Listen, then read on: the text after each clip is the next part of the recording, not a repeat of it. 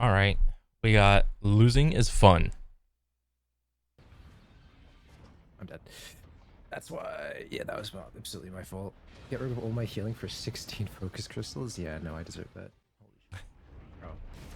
Oh. Oh, fuck. Thank God for Dios. What is this? Risk of Rain 2?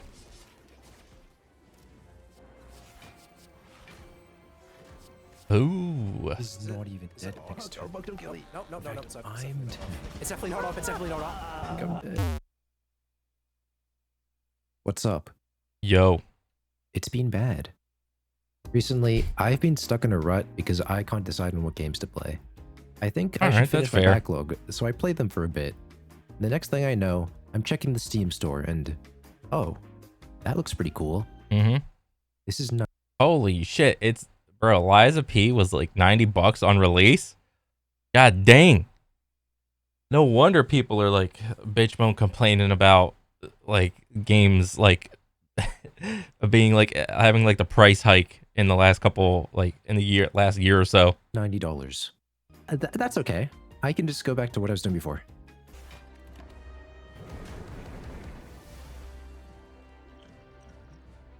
Why am I here?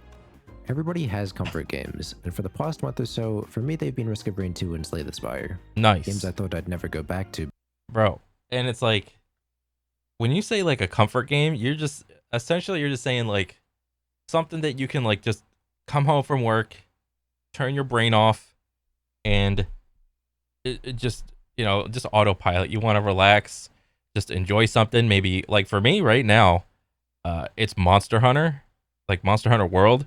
I'm just cruising on that. And it's super enjoyable. I love it. Because I had beaten them. I beat the game on the hardest difficulty with all Oh, the dang. survivors, and I Bro, I have yet to beat Risk of Rain 2 at all. I really need to get on that. beat the game with all the characters. But if you know roguelikes, then you realize that the pain never stops, because that's not the hardest difficulty. Oh no. In both games, Also, Crab Champions. Actually goated. there's a prestige difficulty. In Risk of Rain, it's called Eclipse, and for each survivor, it goes up to 8. And in Slay the Spire, it's called Ascension, and that goes up to 20. Oh geez. I can sum up my experience in a few sentences. Oh wait, I don't have to. Look at this. Total playtime, 90 hours. Total victories, 13. Total deaths, 261. Or wait, what? Totals. Oh, Jesus. That's a lot of losing. We are the only ones that must know. Insanity is doing the same thing over and over again, and expecting a different result. Yeah. This isn't insanity. And this isn't my own personal hell that I made. This is stupid. And it's fun. Yeah. My win rate is in the negatives. I can't say that losing was fun every single time. What I can say is that it didn't feel as bad as I expected it to. Whenever I couldn't beat the game, while I did feel something, it wasn't... This is emotional damage right here. This is emotional. It was the voice that says, "You stupid fucking moron, don't do that again." I've lost count of my losses. I haven't. Editing me here, it's actually 604. I've become enlightened. I've become qualified to say that the feeling of defeat gets replaced by something new. Yeah. You start to analyze how you lost, what mistakes you made along the way that led to you just sitting in a pool of your own sweat. But to even get to this point in terms of like a video game, like maybe you're stuck on a boss, maybe you're trying to hit a certain score. To even get to this point to where you want to go back and like, I don't know, maybe like do like a, not necessarily, but like a VOD review type of deal. Like I'm just talking about that process of trying to figure out how to problem solve what you're doing wrong. That's really hard to do.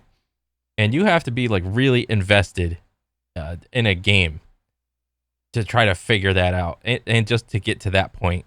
Because a lot of people, the second they are met with any sort of like friction, there's like a little bit of tolerance to like die a couple times, but like I don't know, it's hard to say. Like everybody has different levels of tolerance to just bullshit in games, and it's different for everybody. And I don't know. I would say the longer you play a game, the higher your tolerance gets. But the shorter you play, the lower it's gonna be naturally. All of this just to win once, and then do it all over again. So is it worth it? Kind of. Kind of, For me, yeah. it's a careful balance. I have to lose in a way that makes it important, like I haven't lost to bullshit, and I want to feel like I learned something. But there also has to be enough of a challenge to make winning it all worth it, which roughly translates to add more bullshit. To Yeah. make the losses more bearable, roguelikes make each run feel different. The genre is very RNG based, which can be bullshit sometimes, but it keeps Oh, yeah. things fresh, like a restaurant with a daily special. It makes for an environment where learning how to adapt to your surroundings is key. Once you've gotten better at that, you get consistent god runs. What are god runs? It's in the name. You become god and everything dies. If you still don't understand, In terms of roguelikes, you just know what's good and what's bad, and you just get lucky. Look at all this shit. Holy shit. This is like Turret and Drone City. Oh my god. And you've been playing for 108 minutes? Jesus.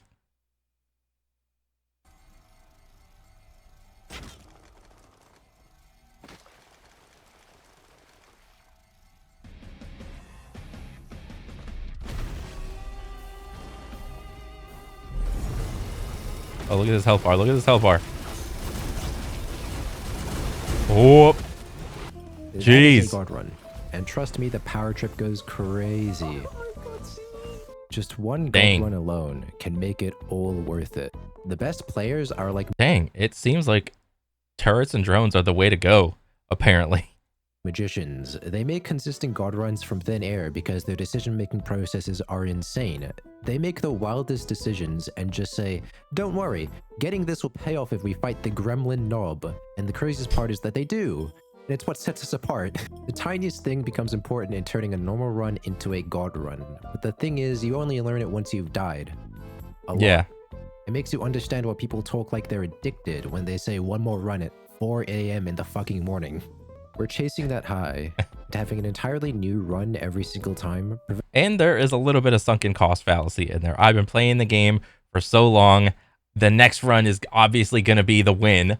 All right. So I've invested this much time into this session. What's another 60 minutes? All right. Just one more run. Prevents burnout, because no run is exactly the same. But aside from having a new run, roguelikes are by design fucking hard. Yeah. Why is it even hard to begin with? That's a question I have no motivation to answer. Oh. There are about 1 million videos on why we like Souls games, so I'm just gonna make this quick.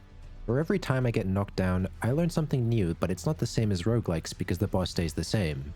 It's not about adapting to random elements, it's recognizing the attack patterns of a programmed boss and figuring out the best way to dismantle them. There is no complete game over, and there is no run ender. The run ends when you give up, which is why I feel satisfied beating these bosses into the dirt. Time spent losing against that one boss that wouldn't go down is time spent learning. And for every loss, you begin to feel your own payoff for the moment of victory that you'll remember for weeks. All games do this to some extent, but FromSoft games in particular make you feel competent, which I actually learned was a basic psychological need, which is necessary for good mental well-being. Nice. But I wouldn't know anything about that. But anyway, competency is fulfilled because these games are difficult. They have to be. Otherwise, it wouldn't feel like a worthy challenge for the time. This is so true. And like in terms of like, for me personally, even though I've been taking a break recently, I played a lot of Kovacs and like aim trainers like Aim Lab or Aim Beast or whatever. I think in Kovacs alone I got like 1,600 hours. Most of the time you are losing and you're not getting the score you want. It's only over like a long period of time where you get the desired results and your competency goes up with how you're supposed to hit targets. You know, you're gaining a little bit of mouse control, or your arm is getting faster, or your wrist is getting a little bit smoother. And I don't know. I think I can draw some like parallels to like aim trainers in this one. Can be spent. There are bosses I look back to fondly because I remember how I felt beating them after the hours of abuse. Yep. But the best memory I have isn't actually from being the Nameless King or Melania. It's from Kingdom Hearts 3. Somebody mentioned the door to darkness? What the fuck? Imagine being me in February 2020. I was in the last years of school A at the blob. time and the Remind DLC had just come out. I thought, sick, I'll finish this and get on with my life. Wait, data organization. The data organization is a boss gauntlet from Kingdom Hearts 2, and it was difficult. Oh shit. Bro, I remember this from Kingdom Hearts 2. The gauntlet or the levels, it's like, oh, level 1. Or what was this? Was this the Hercules arena? If I remember correctly, there was like, I think it was the Hercules arena. I could be wrong. But it was like, I don't know how many levels there were, but it was like, and damn, you got a lot of fucking little like health bars to go through. Holy shit. There was like level 1 and then like, was it like level 100 or something like that, where each level, like your first level there would be like the little, I forgot what the little, like shadow people were called. There'd just be like one. And then like on like one of the last levels, you're fighting like multiple bosses like at the same time, which was crazy. Secret bosses, a little thing the series is notorious for doing. That's in being... What was the last fight? I think, wasn't it like Sephiroth was the last fight? fucking stupid. But anyway, did you know that they're also called super bosses? Oh. Kurt Ziza, Ice Titan, Sephiroth. Yeah. Sephiroth again. Yep. Data Organization. Lingering Will. But in Kingdom Hearts 3, we have this fucking goober. And he just hit like a wet paper towel. That's it. Really? Really? Well, no. Square hears everything. I've besmirched their name, and there are no second chances. Remind I never played Kingdom Hearts 3. added 13. 13 super bosses that I had to beat out of obligation. God dang. And I was stuck with them. But what they didn't know was that they were actually stuck with me. There's... All of this on the newly added critical difficulty, which meant I had to play the entire game again to reach them. Square Enix can suck me for this. My routine was wake up. And $5, even though I never played Kingdom Hearts 3, $5 says all they did for critical difficulty, I don't even know if that's the name, but like all they didn't even add any moves. They just made all the enemies hit harder and just gave all the enemies more health. That's it. And that's the laziest form of a difficulty increase. And it's so stupid. Go to school. Think about Remind. Do homework during recess and lunch. Pray that they don't give out more work after lunch. Go back home as soon as possible. Take a shower. Beat one, maybe two bosses, then somehow get dinner. Then play more, beat another boss, maybe. Go to sleep, then repeat. I became an unfeeling machine. Bro, honestly, that sounds so good. Because I used to do that when I played Kingdom Hearts 1 and 2. And like a ton of other games when I was younger. Like there is nothing like that feeling of just foregoing all your responsibilities and just going to town on your favorite game. Whenever you're not playing the game, you're thinking about playing the game. And I loved it. It felt like I was climbing the steepest mountain, and every single time I fell down, I would keep walking until I reached the peak. And I did. I beat all 13 bosses. Nice. But then something unexpected happened. Time to end this.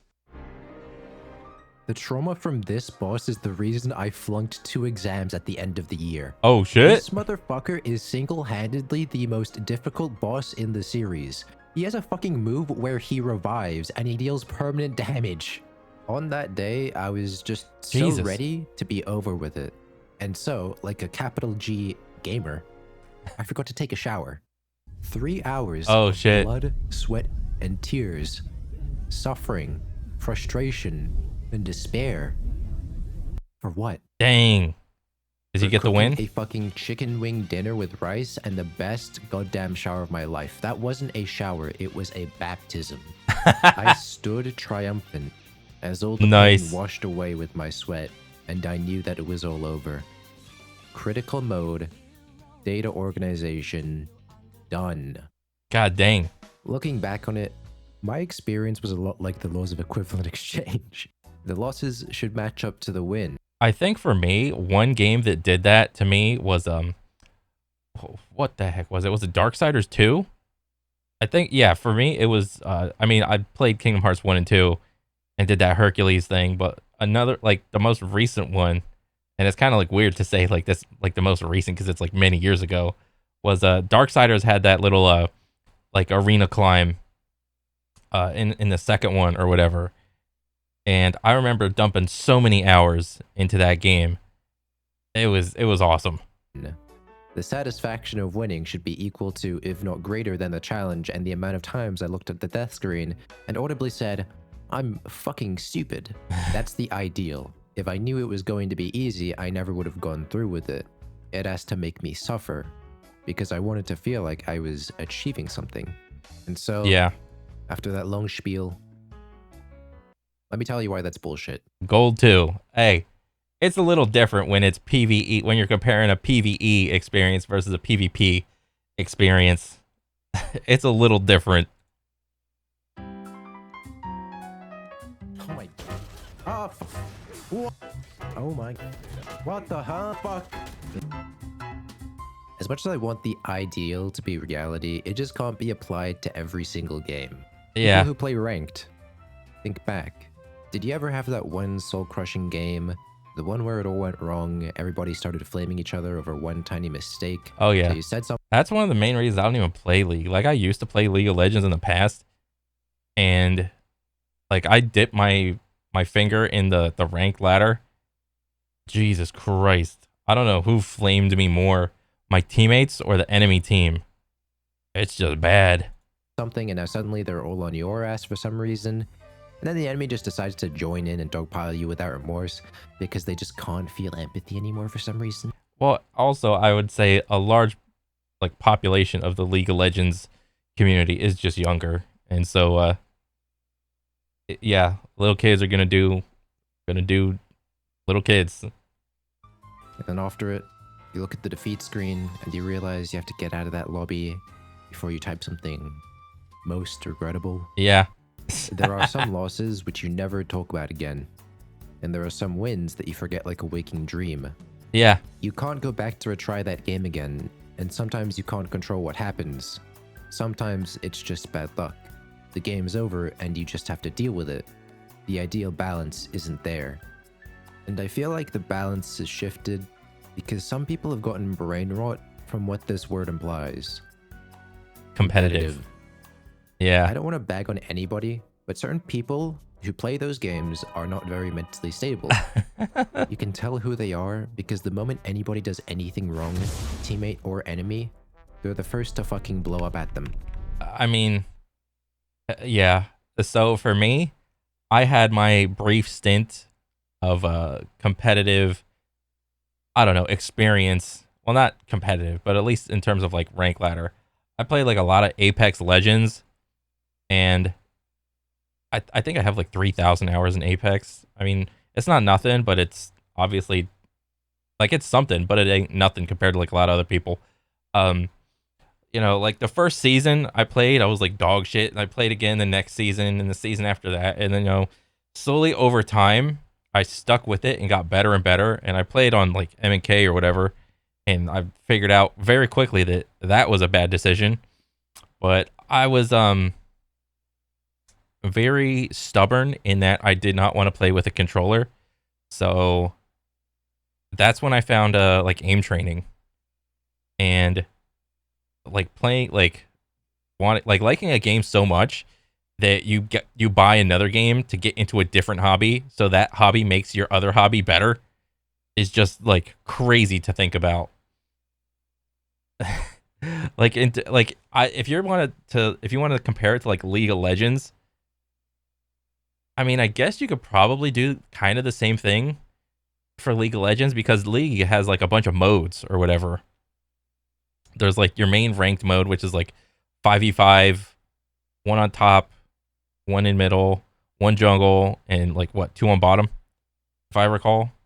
And then they had like ARAM, which was like just 5 people just run it down mid back and forth. you gain gold quicker and whatnot. So it's like a nice casual way to like get your foot in the door in terms of, you know, how the HUD works, how like what items go on what character, how you're supposed to like use your abilities and whatnot. And it's not punishing, it's just like casual fun. So I mean, I get that, playing ARAM and then going into what do you call it, like ranked, or doing pubs, even like pub matches, and then going into the rank ladder. I mean, yeah, for me it was like played Apex first, realized my aim was shit, got Kovacs, got decent, and then jump back into Apex. And I don't know, I was like decent at it, but there was an era, or like a, not an era, but like a brief stint of time where I would be this guy, and I wouldn't be I wouldn't be direct at all. I would be so passive aggressive with it, with whatever I type, so that, you know, you can't get reported for typing something so passive aggressive. Oh my god. And the second anybody wanted to like start talking or start typing back, it's just like mute. I don't want to deal with it. Oh man, I mean, I can go back and say that I was that guy, and also say I was an idiot too. I was not like the healthy competitive gamer. Pros at VCT and Worlds can keep their cool better than they can, and they're playing for something that actually matters. Their entire career hinges on them not mentally booming. But these guys, they can't handle being exposed to any sort of pushback at all in fucking bronze of Smurf elo, because their egos will break like a Fabergé egg. I know the mistakes are frustrating. That's a normal response when things go wrong. I feel that way all the time. But it literally happens to everyone, and they're acting like someone just killed their family and it's their team's sworn duty to receive their wrath. They have to understand that losing doesn't make them a piece of shit. Blowing up about it to random internet strangers does. Oh yeah. These guys aren't the important part. They make both winning and losing worse for themselves and everybody else. They're self-destructive and sick, and it's sad. But the part that really pets my peeves are the people that give in to provocation. I'm going to give a comparison of what this looks like to me. People that give in to provocation, being provoked. So some dude does a thing, makes a mistake, one dude starts typing and saying some dumb shit, and then the other person attacks him right back, and it's just like a back and forth. Yeah, that's pretty much gaming, or at least competitive gaming in a nutshell. But then again, I would also argue that most sports in general also engage in that. It just so happens, at least in hockey, they let you fight. A lot of other sports, it's I don't know, it's a lot of just dick measuring and stupid. And a lot of the times, like the players aren't mic'd up, but there are a few times when that really good like aerial microphone will like catch up, like the camera will zoom in on a player, the player won't know they're on camera, and the micro will like open up a hot mic, and that player will say some dumb shit, and it's so funny, dude. It's so funny. But yeah, I mean, this instance isn't unique to like video games. It's also just happens in just competitive sports in general. Imagine a child walks up to a seemingly normal adult, and they say that they are a big poo-poo stinky head, because in their mind, that's the worst thing that they could call them. Yeah. And in response, the guy goes beet red and retorts with a fucking gun. You want to play? Let's play. And I'm not talking about responding to funny banter, I'm talking about responding to the lowest level of insults that exist just to make someone upset. If you get dragged down to this level, I just want you to know that you make every game you play worse for yourself. True. There are a lot of aspects that can make a match shit. Bad matchmaking, Smurfs. But then again, what game does have good matchmaking, to be fair? This one you can actually control. You can be better than this, but you choose not to be. I can't claim to be perfect. Sometimes I see something and it just gets me. But that's rare now. And it's because of an incident that happened to me a few years ago. Oh? I was playing League of Legends with a friend, and very early in the game, I ganked this guy and made a mistake.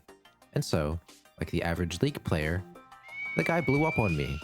And I was like, okay, noted, I won't do it again. Chill out. He doesn't, so I mute him. 5 minutes later, my friend says he's still flaming me, so I go to look. Oh Jesus, you probably shouldn't have done that. What is this? Like typing random shit. Monkey noises. Oh, he is. That's crazy. And then I meet him again. I tell my friend not to worry about it. Don't respond. This guy feeds on toxicity. His keyboard probably fucking looks like this. Yeah. So guess what my friend does? He calls this guy a fucking baby man. A fucking baby man. Oh my gosh. To proceed to go off at each other. That is low-key a really good insult. A baby man. I never would have thought of that. Like 10 minutes. I can't see what the other guy is saying, but I can see my friend going off. It's so I smart. decided to unmute You should have told your buddy to mute too, dude. the guy. And for some reason, while talking shit to my friend, I was still getting hit with the collateral. That was the first time I was genuinely flabbergasted in my life. I couldn't believe this guy was still that fixated on me. And the craziest part about it was when my friend basically says, "No bitches," and it comes up that he was dueling with his fucking girlfriend. I was fucking stun-locked. They exist, sure, but are you seeing everything that we saw? What comes over me is one of the most intense bouts of confusion I felt in my life. And then it hits me. This thing on my screen is a real person. Yeah. They're not just their username and a champion in the game I'm playing, and they're not some monster that escaped the fucking psych ward. Yeah, that's the crazy part. The thing with video games is, at least in like, you know, free-to-play, multiplayer, competitive type games, it's very easy to make it seem like everybody else is just a bot. Because visually they're just like a character, whereas in like real life, if you're like go to the park or play soccer or football or something like that, it's like you don't really talk shit in real life because people just deal with it differently. It's more bantery and not real, and there's more body language to take into account. There's more like visual, or what was it, like nonverbal like communication cues that you can take. Because if you were to type something out, there's no like connotation behind it. It is what it says. But in real life, you can tell if someone like it goes into like a little bantery mode and they end it with a smile or start laughing. It's like, okay, he said the thing and he just ends it with like a giggle, so he doesn't really mean it. So, and yeah, like seldom have I ever gone to like the park back in the day and just played like some pickup football or whatever, and people just shit talk. Nobody really shit talks in real life, or at least whenever, for my own experience anyway. Maybe it's different now. Maybe it was just a group of people I played with or whatever, but because it's a video game, there is like a wall of anonymity still. Even if people can see your name and still like message you and whatnot, like after the game is over, it's still very easy to just be like, this guy isn't real, he's just a bot. I don't care about what he says or thinks, and yeah, fuck him. This guy is a real person that probably has a loving relationship with his girlfriend and is shitting his brains out over a misplay in a norm game right in front of her. Oh, pub, yeah. They are a real human being that I will never interact with outside of this little bubble that we are in. Yeah. This guy is at our throats for something that shouldn't matter in the real world. Yeah. But for some reason, they're just gonna keep being mad about this after the game ends. Why the fuck should I care? This guy is a crazy person, but I have zero reasons to care about them. If I'm still upset over something this stupid a day later, then I must be the biggest dumbass in the world. From then on, whenever I saw someone act like that, I just didn't give as much of a shit. Yeah. If you felt attacked by what I've said, good. I have a message for you. When someone does something wrong in the game, instead of calling them a slur, give them advice. Oh, Only. God. Kindly. What the? Jesus fucking Christ. You will eventually have a better game, but you don't have to bring everyone down with you in this one. Yeah. And Like, having an emotional outburst during a game, it's very, like I said, it's emotional. It feels good. It feels cathartic to just let out your frustration in like the all chat or whatever the fuck. And like afterwards, you're just like, you kind of have to commit to it because nobody ever calls someone some stupid shit. And they're just like, oh shit, my bad. That seldom happens, at least in my own experience. When someone starts off the conversation salty, they just stay salty throughout the whole match. Even if you like try to like prove them wrong type deal, and you end up doing like, maybe you made a mistake in the beginning and then like maybe correct yourself and you do better throughout the rest of the match, he's just gonna be like silent, if anything. if you're the type of person to reflexively see red and reflect toxicity like a mirror, realize that the other people on the other side of the screen don't care about you. You're wasting your life being upset about this. And you're probably increasing your chances of getting some sort of fucking heart disease. If you've listened to all that I've said, and you're still thinking, it's not that easy, then the brain rot has gotten to your amygdala. Yeah. And sadly, we have to resort to drastic measures. Take a fucking break. Yeah. Stop playing League of Legends or Valorant. Bro, I am still taking a break from Apex years later. Or CSGO or whatever for at least a week. Play something else. This way, this way. Which one's this way? Sorry. Watch the landmines. Watch the landmines on the floor. Turn the else here. We're behind you, Will. Play Lethal Company. It makes losing fun. I'm going that's to say funny. something, and the ranked nuts and souls like gatekeepers have to promise not to throw up in their mouths. Casual games. Hey There's nothing wrong with casual games. Casual games are super fun, dude. guys, remember when games were fun? Yeah. Can you tell I don't like trying new things? Playing ranked all day, and then whenever they try something new, they have to try to min-max it because they want to win? I can't help it. I have a type A personality. I have to be competitive to have fun. Oh, okay, so your entire personality is that if I took a pen and drew a straight line up here, that would be your recorded blood pressure when playing Animal Crossing New Horizons. No, that, not this. Only Call of Duty does that to me. I don't play Call of Duty anymore. Just take a step back, get Lethal Company and a few friends, impossible, I know, and just see where it goes. Give the game a chance. If you don't know what Lethal Company is, it's a Phasmophobia SCP type game that's been sweeping the internet. Nice. You play with up to 4 players, and you collect scrap for money while dodging eldritch horrors so you can meet the quota for the black company you and your friends are working for. By choice. The game is proximity voice chat and it makes the game 10 times better. But the reason I brought it up is that winning isn't what's important. It's about the flowermen that harassed us along the way. You will die. Die, and die again, until eventually you get airlocked, and it will be one of the funniest things you've ever played, if you let it be. Step in some goop, fail the obby, make mafia trade deals with bugs, step in some goop, reenact Jurassic Park, get fucking Attack on Titan. Your deaths will be silly, and when you can't make quota, you lose everything. But that doesn't matter, because you don't need the best equipment, you can just have fun. The game makes losing pure comedy gold, and it is the perfect game if you just want to laugh and maybe piss your pants a little. Nice. And after you've seen everything, and you get bored, you can go back. Yeah.